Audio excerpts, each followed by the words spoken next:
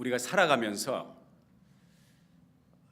이것은 내 소유야, 이것은 내 것이야 하고 소지하고 지니고 있던 물건들을 분실했을 때, 또는 이것은, 아니면 이 사람은 영원히 내 곁에 있을 사람이야, 절대로 나를 떠날 사람이 아니야 라고 했던 사람이 우리 곁을 떠날 때, 우리는 그럴 때마다 상실감을 느끼죠. 그리고 상처를 받기도 하고 또 허전함을 느끼고, 그리고 얼마 동안의 아픔을 겪은 후에는 우리가 깨닫게 되는 것이 있습니다. 그건 뭐냐? 내가 가지고 있던 모든 소유, 이것은 당연히 내 것이라고 생각했던 것, 그리고 내 사람이라고 생각했던 그 사람, 그 어느 것도 본래 내 소유가 아니었다는 것, 본래 처음부터 내 것은 아무것도 없었다는 것, 그것을 깨닫게 됩니다. 제가 지난 3월부터 시작을 해서 이번 달 12월 달까지 계속해서 병원을 다니면서 한 작업이 있습니다. 어금니 하나가 15번, 닥터는 15번이라고 그래요. 이가 치아가 32개인데 번호를 다 매겼는데 15번 어금니가 손상돼서 회복할 수 없는 지경에 이르러 결국은 발치를 하고 그 치아를 뽑고 이가 하나 빠진 사람으로, 다행인 것은 앞니가 아니라서 얼마나 감사한지, 오랜 동안 보냈습니다. 그리고 임플란트를 해서 얼마 전에 이제 메이크업을 다 해서 없던 이가 생기니까 얼마나 좋은지 몰라요. 계속 오른쪽으로만 씹다가 여러분 제 얼굴을 자세히 보면 왼쪽과 오른쪽이 대칭이 비대칭인 거, 오른쪽 볼이 두껍고 왼쪽 볼이 얇은 것을 저에게 관심을 많이 가지신 분은 알 수 있을지 모르겠습니다. 오른쪽으로만 계속 씹어대 가지고, 그렇죠. 저는요, 다른 건 몰라도 제 자신의 치아, 이빨에 대해서는 자신감을 가졌습니다. 얼마나 양치질을 열심히 했는지. 그런데 그 이빨도 상하더라고요. 이빨이 하나 빠지고 보니까, 이가 하나 없고 보니까 이가 하나가 32개 가운데 하나가 없는 게 그렇게 바다가 될 수가 없습니다. 오늘 아침에 기상을 해서요, 눈을 뜨고 일어났는데 갑자기 이명이 들려요. 이명, 놀랍죠? 새가 부딪히는 그 자석, 그 말국새같이 생긴 그 자석이 쨍 하고 올 때 웽 하는 소리가 딱 들리더니 천지가 이제 고요한 속에 들어가는 거예요. 이 이명이 한번 쨍 하고 들리더니 아무 소리도 안 들려요. 지구가 돌아가는 소리가 들리다가 갑자기 지구가 멈춘 것 같아요. 그러면서 에그머니나 이게 얼마나 지속될래나, 그러면서 무슨 생각을 하냐면, 항상 내 귀로 무엇인가 들을 수 있는 것이 당연하다고 생각을 했는데 이 귀가 안 들릴 수도 있겠다. 너무 심각하게 생각하지 마세요. 그거 어려서부터 제가 가끔 경험했던 겁니다. 갑자기 웽 하는 소리가 들릴 때가 있죠. 우리가 가지고 있는 건강, 음식을 맛있게 먹고 소화를 잘 시키고 대사가 잘 진행되고, 이거요 하나도 당연한 건 없는 겁니다. 당연한 건 없는 겁니다. 우리 집 관연하신 따님이 한 분 계신데 금년에 방년 18세가 되었어요. 18세가 되더니, 아니 18세가 되기 전부터 피켓을 들고 시위를 하기 시작을 하더니 계속 부모들에게 주입식 교육을 시키더라고요. 무슨 교육이냐? 엄마, 아빠, 내가 잠시 후면 18살이 돼. 18이면 미국에서는 성인이야. 계속 기회가 있는 대로 주입을 하더라고요. 그랬더니 아니나 다를까 18세 딱 종이 울리더니 그때부터 시위가 본격적으로 시작되더니 무슨 시위를 하냐면 나를 성인으로 인정해달라는 거예요. 내가 더 이상 애가 아니라는 것이죠.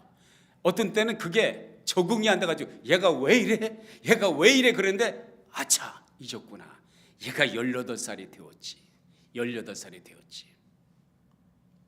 요즘에 무엇을 느끼냐면 자식이라는 것이 품 안의 자식이, 내 품에 안길 때 자식이다. 하나님께서 나를, 우리 사모님도 마찬가지겠지만은 내려놓는 훈련. 무슨 내려놓는 훈련이냐? 이 자식이 본래 내 것이 아니라는 것이죠. 18년 18해 동안 하나님께서 우리들에게 맡기셨고 그 맡기신 딸을 함께 한 가족으로 살면서 엔조이했고 희로애락이 있었지만은 이 딸은 언제든지 동지를 떠날 수 있다는 그 사인을 하나님께서 이렇게 저렇게 보여주시면서 그렇구나. 본래 내 것이 아니었지. 이러한 생각을 갖게 됩니다. 2018년도 새벽을 열 때 2018년도는 우리 모두가 내 것이라고 생각했어요. 모르겠어요. 여러분은 어떤지 모르지만 2018년은 나의 것이다. 1년 365일은 나의 것이다. 그 꿈과 비전과 기도의 제목을 가지고 2018년을 시작한 지 엊그제 같은데 벌써 2018년 마지막 가고 있습니다. 2018년을 살아오면서 때때로 우리는 2018년도가 영원히 끊임없이 지속될 것 같은 그런 느낌을 가지고 살아왔어요. 그런데 그 2018년이 어느덧 마지막 남은 달력의 마지막 장을 이제 떼어내는 송구영신의 밤을 맞이했습니다. 사람이 야속하게 우리 곁을 떠나듯이 2018년 영원히 내 곁에 머물 것 같았던 2018년도가 뒤도 돌아도 보지 않고 냉정하게 찬바람을 일으키면서, 오늘 바람이 많이 불대요. 찬바람을 일으키면서 역사 속으로 사라지며 나와 상관이 없는 역사의 한 페이지로 남으려고 하는 이 순간에 지나간 세월, 또 오늘 밤에 한 해를 돌아보면서 우리들에게 상처와 회한과 때로는 부끄러움과 못다한 아쉬움, 자국들이 우리 마음에 있지요.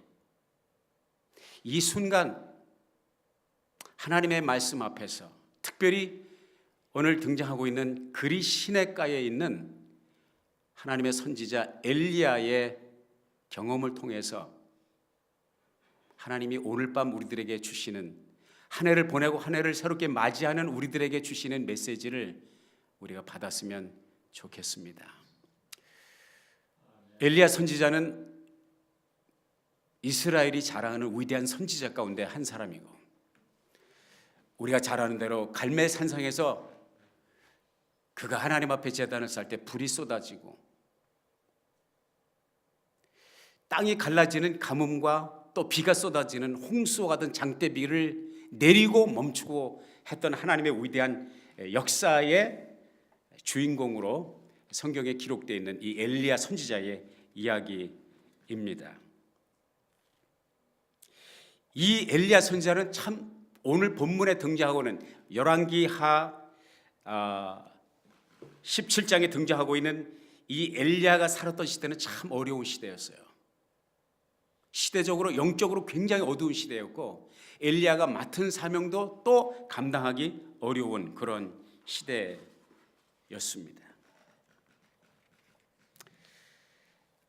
그 당대 아합이라고 하는 왕이 통치를 하고 있었을 때, 아합 왕은 역대 이스라엘 왕 가운데 가장 악명 높은 왕 가운데 하나입니다. 그리고 팔레스타인 온 땅은 우상 숭배에 쩔어들고 영적으로 암흑길을 걸어가고 있었을 때 기다리다 못한 우리 하나님께서 엘리야를 통해서 경고의 말씀을 주십니다. 내 말이 떨어지기 전에 다시는 하늘이 우로를 내리지 않을 것이다. 비가 오지 않냐고 이슬이 내리지 않을 것이다. 팔레스타인 땅에 비가 오지 않고 이슬이 내리지 않으면 농사를 지을 수가 없습니다. 이것은 결정적인 생명의 위협을 주는 엄청난 무서운 경고죠. 엘리야는 하나님께 이 말씀을 받아가지고 이 말씀을 그대로 직고를 했어요. 전했습니다. 복받으라는 말씀은 전하기가 쉽지만 회개하라는 말씀은 전하기가 어려워요. 지금 이 시대도 지금 이 시대는 더 어렵죠. 엘리야는 그 말씀을 전했습니다. 세상에 죄악이 관영할 때요, 그리고 하나님의 심판과 하나님의 징계가 임할 때는요, 죄인뿐만 아니라 세상 모두가 어려운 것입니다. 이스라엘의 죄가 관영할 때 이스라엘 땅이 저주를 받았습니다. 역대하 7장 14절에 보면 그런 말씀이 있습니다. 내 이름으로 일컫는 내 백성이 그 악에서 떠나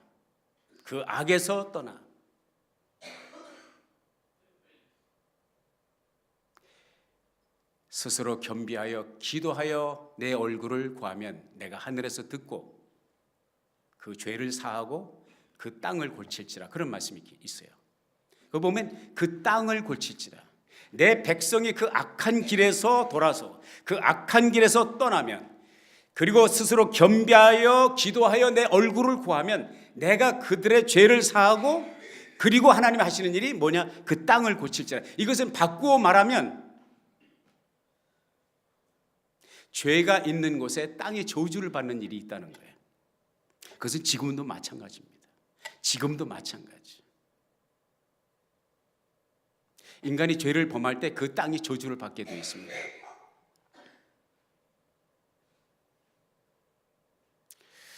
이것은 구약 성경에 계속 흐르고 있는, 그리고 교회 역사가 우리들에게 보여주고 있는 하나님의 징계의 방법이고 수단이고 또한 쌓이는 것을 보게 됩니다. 그래서 많은 경우에 선교사들이 선교를 갈 때, 새로운 곳에 복음을 전하러 갈 때 예수 그리스도의 이름으로 그 영역을 선포하고 There is no God like Jehovah in this place. 여기에 여호와의 이름보다 더 귀한 것이 없다. 얘가 예수의 이름으로 명하노니 악한 권세는 떠나갈지어다. 이렇게 묶는 것이죠. Courageous라고 하는 그 영화에도 보면 그 자매님이 기도하면서 그 가정에서 어둠의 세력이 가정에 들어오게 될 때 그 자매님이 그 가정에서 그 영역을 예수의 이름으로 묶고 선포하는 그런 모습을 보게 되는데요. 우리가 때때로 우리 가정에서 또 우리가 밟는 땅에서 저와 제 아내가 우리 사모님이 저녁마다 이렇게 걷는데요. 우리 걸으면서도 때때로 우리가 밟는 땅을 예수의 이름으로 선포합니다. 주여 이 지역 하나님이 지배하는 땅이 되게 없어서, 하나님이 지배하는 땅이 되게 없어서. 제가 여러분에게 또 주의 이름으로 도전을 드리고 권고드리고 싶은 것은, 여러분이 성전을 들어오게 될 때 파킹랏에 차를 몰고 들어오실 때 성전이 있는 이 땅, 파킹랏, 잔디밭, 성전을 예수 그리스도의 이름으로 선포하고 주여 이곳이 성역이 되게 하시고, 이곳을 바라보는 자들이 은혜 받게 하시고, 파킹랏에 들어오는 자들이 마귀의 집에서 해방되게 하여 주시옵시고, 우리 교회 간판을 보고 지나가는 자들이 그냥 지나가지 않냐고 주님을 생각하게 하옵소서. 이러한 선포를 하면서 기도하면서 다닐 수 있기를 바라고요. 성전에 들어오게 될 때 주여 이 성전에 하나님의 영으로 가득 채우게 하시고, 이 성전 문지방을 드나드는 모든 사람이 은혜를 받게 하시고, 이 강단에서 선포되는 하나님의 말씀이 우리의 생명을 살리게 하옵소서. 이러한 도전적인 기도, 영역을 확실하게 예수의 그리스도의 이름으로 묶는 그러한 아름다운 선포가 있었으면 좋겠습니다. 땅의 저주를 받을 때 엘리야도 희생의 대가를 치러야만 했습니다. 엘리야가 선포했지만 엘리야도 역시 그 불이익을, 이스라엘 땅이 저주를 받는 불이익을 받게 되는데, 그것은 뭐냐? 생명의 위협을 받는, 먹을 양식과 마실 물이 없는 것이죠. 그런데 놀라운 것은요, 하늘이 무너지고 땅이 꺼져도요, 하나님과 연결되어 있고 하나님의 보호를 받는 사람은 어떤 수단과 방법을 통해서든지 하나님께서 살리십니다. 아멘. 하나님이 엘리야를 살리신, 이스라엘 땅에 더 이상 비와 이슬이 내리지 않는, 양식이 떨어지고 물이 떨어지는 그 환경 속에서 하나님이 엘리야를 어떻게 살리시느냐? 하나님의 말씀이 엘리야에게 임하셔서 그리 시냇가로 가라고 하십니다. 그리 시냇가에 가서 거기 흐르는 물을 마시고, 내가 까마귀를 명령하였으니 까마귀들이 너에게 먹을 양식을 공급할 것이다. 우리 예수 믿는 사람들은 예상치 못한 곳에서 어떤 도움이 왔을 때 하나님이 까마귀를 또 보내주셨네. 근데 그 까마귀가 대부분이 사람의 모습을 하고 나타나더래요. 까마귀를 하나님께서 보내주셨네. 그런 고백들을 하는데요, 정말 엘리야 선지자가 그렇게 까마귀가 아침 저녁으로 무엇을 공급해서 떡과 고기를, 놀라운 것입니다. 제가 여기서 얻은 힌트가 뭐냐면, 하루에 3끼를 먹을 필요가 없구나. 모르겠어요. 아침에 먹을 것을 2인분을 갖다 줘서 2끼 양을 갖다 줬는지 모르지만 그렇지 않다고 생각합니다. 한 끼분을 매번 제공했을 거라고 생각합니다. 아침에 한 끼, 그리고 저녁에 한 끼. 여러분, 2끼 혹시 드시는 분 계시면 억울하게 생각하지 마십시오. 하나님이 엘리야에게 2끼를 제공하셨습니다. 아침 저녁만 먹으면 되는 것이죠. 저도 요즘에 가끔 삼식이라는 것이 참 미안할 때가 많아요. 삼식이 뭔지 알죠? 하루 3끼 다 찾아 먹는 사람을 삼식이라고 그러는데, 복에서 일하는 사람에게 너무 부담이 많이 되죠. 엘리야가 보니까 이식이에요. 삼식이가 아니고 이식이에요. 어떻든 그렇게 해서 하나님께서 엘리야를 살리십니다. 매일같이 아침과 저녁에 떡과 고기를 배달을 하십니다. 기가 막히죠. 택배도 없을 때, 페덱스도 없을 때, 아마존 없을 때 하나님이 이미 까마귀를 통해서 택배처럼 배달을 하셨어요. 그리고 물은 얼마나 좋은 물이에요. 시냇가에 그 무공의 물을, 그리 시냇가에 흐르는 물을 마셨습니다. 근데 여러분의 주의를 한번 환기시켜 드리고자 합니다. 사람이요, 처음에는 기가 막히게 고맙고 감사하고 감지덕지하고 감격을 했다가도요, 그것이 계속 반복이 되면 사람들에게 어떠한 타성이 생깁니까? 당연한 것입니다. 아침에 까마귀가 와야 되고 저녁에 떡과 고기를 가지고 까마귀가 와야 되고, 그리 시냇가의 물은 항상 흘러야 돼요. 그렇게 되게 돼 있어요. 그래서 사람이 타성에 젖으면 감사한 것을 감사하지 못할 때가 많습니다. 우리가 하나님 앞에 그런 하나님께서 공급하시는 무진장한 은혜를 지속적으로 받을 때, 하나님이 나에게 은혜를 주시고 하나님께서 나에게 공급하시는 것은 당연하다, 그것이 나중에는 감사로 느껴지지 않냐고, 하나님은 나를 당연히 먹여 살려야 되고 당연히 공급해야 돼. 여러분, 하나님이 나를 왜 당연히 왜 당연히 은혜를 베푸셔야 돼? 당연한 것은 없습니다. 당연한 것은 없어요. 엘리야가 어쩌면 이런 타성에 젖어 있을 때쯤 서서히 이상한 징조가 나타납니다. 그 징조는 뭐냐? 시냇물이 점점 잦아들죠. 왜? 계속 비가 안 오니까. 그 시냇물에 자기의 목숨이 달려있는 엘리야의 입장에서는 시냇물의 수위가 점점 낮아지는 것이 어떻게 그 사람에게 다가왔겠습니까? 위협으로 다가왔겠죠. 급기야는 그 물이 바닥을 치고 말라버립니다. 그리고 더 이상 까마귀가 날지 않습니다.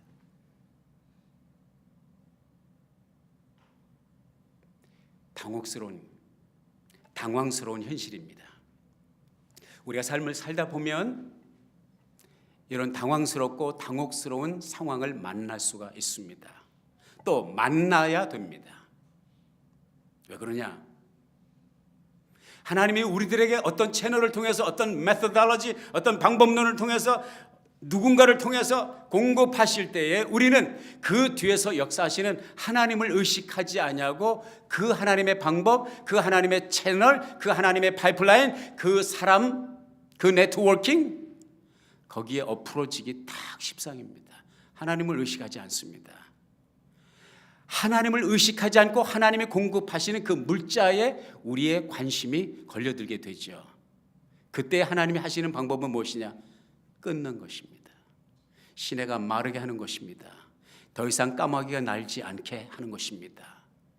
이럴 때 우리는 하늘이 무너지는 것 같고 땅이 꺼지는 것 같은 절망. 저는요, 엘리야가 아무리 믿음이 좋은 사람이라 할지라도 시내가 점점 수위가 낮아지고 까마귀가 더 이상 날지 않을 때 그는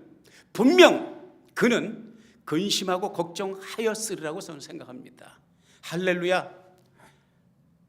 태평하게 지내지 않았다고 생각합니다. 분명히 거의 패닉 상태. 이거 어떻게 살지? 처음에는 하나님이 공급하셨는데, 하나님이 까마귀를 보내셨는데 매일 까마귀가 날아다 보니까 까마귀가 갑자기 어느 날 나타나지 않았을 때 이거 어떡하지? 나는 죽었네. 이 물이 마르면 어떡하지? 나는 죽었네. 그것이 늘 우리가 당혹스러운 환경 속에서 체험하는 우리 자신의 자화상이죠. 그때 엘리야는 무엇을 했을까요? 그것이 저와 오늘 여러분이 하나님께 받아야 될 첫 번째 메시지입니다. 당혹스러운, 늘 당연한 것이라고 생각했던 그 당연한 것이 사라질 때, 늘 있어야 한다고 생각한 그것이 갑자기 거두어질 때에, 그리고 우리의 마음이 당황할 때, 두려움이 우리에게 밀려올 때 엘리야는 무엇을 했을까? 맞습니다. 지금 대답하신 것처럼 하나님 앞에 기도. 엘리야는 기도의 사람 아닙니까? 기도의 명수죠. 하나님 앞에 기도하였고, 그 기도가 그냥 일상적인 취미 생활의 기도가 아니라 자기의 생명이 달려있는 그런 심정으로 기도했다고 저는 믿습니다. 여러분에게 도전 드립니다. 두 번째 도전. 2019년도 열릴 때 하나님 앞에 기도할 때요, 간절히 기도하는 저와 여러분이 되었으면 좋겠습니다. 하나님은 캐주얼한 기도, 물론 캐주얼한 기도, 일상 밥 먹을 때 하는 기도도 하나님 받으시지만 적어도 하나님의 역사를 경험하는 기도는요, 캐주얼한 기도 가지고 안 됩니다. 취미 생활 정도의 기도 가지고는 하나님의 역사 경험하지 못합니다. 역대하 16장 9절에 보면 여호와의 눈은 온 땅을 두루 감찰하사 전심으로 자기에게 향하는 자를 위하여 능력을 베푸시나니. 아멘. 전심으로 자기를 향하는 자에게 능력을 베푸신다고 그랬어요. 캐주얼한 기도, 취미 정도의 기도를 가지고 하나님의 능력이 나타나는 것이 아니라는 거예요. 할렐루야. 하나님은 캐주얼한 기도를 간절한 기도로 바꾸시기 위해서 하나님이 우리의 환경에 변화를 주시는데, 그것은 뭐냐? 우리가 의지하고 우리가 믿었고 우리가 당연하다고 생각했던 걸 끊어버리시는 것이죠. 하나님이 사용하신 탁월한 방법입니다. 그것을 하나님이 끊으실 때, 그리 시냇가에 물이 마르듯이 까마귀가 더 이상 뜨지 않듯이 우리가 당연한 것으로 생각했던 것이 사라질 때 우리는 무릎이 저절로 땅바닥에 붙을 수밖에 없죠. 하나님이 쓰시는 탁월한 방법입니다. 그리하여 하나님께서는 그 기도에 응답하시죠. 그리고 하나님께서 어떻게 응답하십니까? 말씀으로 임하십니다. 하나님이 우리들에게 우리의 삶을 이끌어 주시고 위기에서 우리를 구원하시는 하나님의 역사의 채널 가운데 첫 번째 수단이 뭐냐면 하나님의 말씀, 하나님의 약속의 말씀입니다. 레마의 말씀, 그냥 읽고 지나가는 그런 말씀에 내 가슴을 때리는 그 말씀이 있어요. 레마야, 성령의 음성이죠. 하나님께서 엘리야에게 레마의 말씀을 주죠. 그 레마의 말씀이 무엇입니까? 사르밧으로 가라는 거예요. 사르밧 과부에게 가라는 거예요. 그리고 엘리야는 그 말씀대로 순종해서 갑니다. 여러분, 어떤 문이 막힐 때, 어떤 길이 막힐 때, 내가 의지했던 것이 끊어질 때 인간이니까 당황이 되죠. 그러나 염려하지 마시기 바랍니다. 제가 제 삶의 경험을 통해서 또 많은 분들의 간증을 통해서 하나님의 말씀을 통해서 깨달은 것은 뭐냐? 하나님이 새로운 문을 여시기 전에 먼저 있던 문을 닫는다는 것입니다. 할렐루야. 문이 닫힐 때 나 죽었다 생각하지 마시고 하나님이 새 문을 여시는구나. 할렐루야. 할렐루야. 하나님의 방법입니다. 하나님은 그리 시냇가를 말리시고 까마귀를 중단하시고 새로운 문을 여십니다. 그 문이 무엇입니까? 사르밧 과부의 문입니다. 할렐루야. 그런데요, 이걸 아셔야 돼요. 사르밧 과부에게 가라고 해서 하나님의 말씀을 따라 갔는데 가보니까 어때요? 가보니까 상황이 어떠냐고요. 하나님의 말씀을 따라서 갔는데 가보니까 이거는 설상가상이죠. 그리 시냇가에서 물이 마르고 까마귀가 멈췄을 때는 엘리야 한 사람의 문제인데 사르밧 과부에게 가보니까 이제는 3인방의 문제야. 이건 엘리야 자신의 문제가 아니라, 아니 과부를 가서 만나니까 이 과부가 자기 아들하고 둘이 사는데, 모자가 사는데 마지막 한 끼 먹고 죽는다는 거예요. 이게 무슨 시츄에이션입니까? 우리가 하나님의 명령을 따라 하나님의 약속의 말씀을 붙들고 갈 때조차도요, 때로는 더 황당한 일이 있을 수가 있어요. 그걸 꼭 기억하시길 바랍니다. 그때 우리에게 진짜 믿음이 필요한 거예요. 아마 나 같았으면 그랬을 거예요. 하나님, 이게 지금 무슨 시츄에이션입니까? 그리 시냇가에서 하나님께서 말씀하시지 않았습니까? 말씀을 따라 순종해서 왔거든요. 사르밧 과부에게 가라고 해서 사르밧 과부에게 왔는데 이게 지금 무슨 시츄에이션입니까? 둘이 먹고 마지막 한 끼 먹고 죽는다잖아요. 나들 어떻게 하란 말입니까? 라고 푸념할 수가 있었죠. 근데 보십시오. 엘리야의 믿음을 보십시오. 엘리야가 뭐라고 어떻게 행동합니까? 내 거 먼저 구워. 내 거 먼저 구우세요. 내가 먹고 나서 문제 해결을 그때 봅시다. 이거는요, 엘리야의 보통 믿음이 아닙니다. 지금 마지막 한 끼 먹고 모자가 죽는다는데 그거 당신들 먹지 전에 나한테 달라는 거예요. 이렇게 말을 할 수 있다는 그 용기, 그건 뭡니까? 그 상황 속에서도 최악의 상황, 소위 말해서 out of the frying pan into the fire, 프라이팬이 너무 뜨거워서 밖으로 나와보니까 불 속이네. 그리 시냇가 물이 말라서 먹을 것을 찾으러 사르밧 과부에게 왔더니 이거는 진짜 불 속이야. 그럼에도 불구하고 내 거 먹을 것을 내놓으십시오. 대단한 믿음이죠. 이게 믿음입니다. 사랑하는 여러분, 상황이 악화되어도 어떤 상황 속에서도 약속의 말씀을 의지하고 떠난 그것은 반드시 끝을 믿음으로 볼 수 있기를 바랍니다. 포기하지 마십시오. 그때 하나님께서 어떤 기적을 베푸십니까? 시냇가에서 물을 마시는 것이 아니고 까마귀가 물어다 주는 떡과 고기가 아니라 그 가루가 떨어지지 않고 그 과부의 기름병에 기름이 떨어지지 않기를 3년 반의 가뭄이 끝날 때까지, 가뭄의 종지부를 찍을 때까지 엘리야는 거기서 모든 문제를 해결할 수 있었습니다. 할렐루야. 우리는 또 다른 골짜기에 지금 있습니다.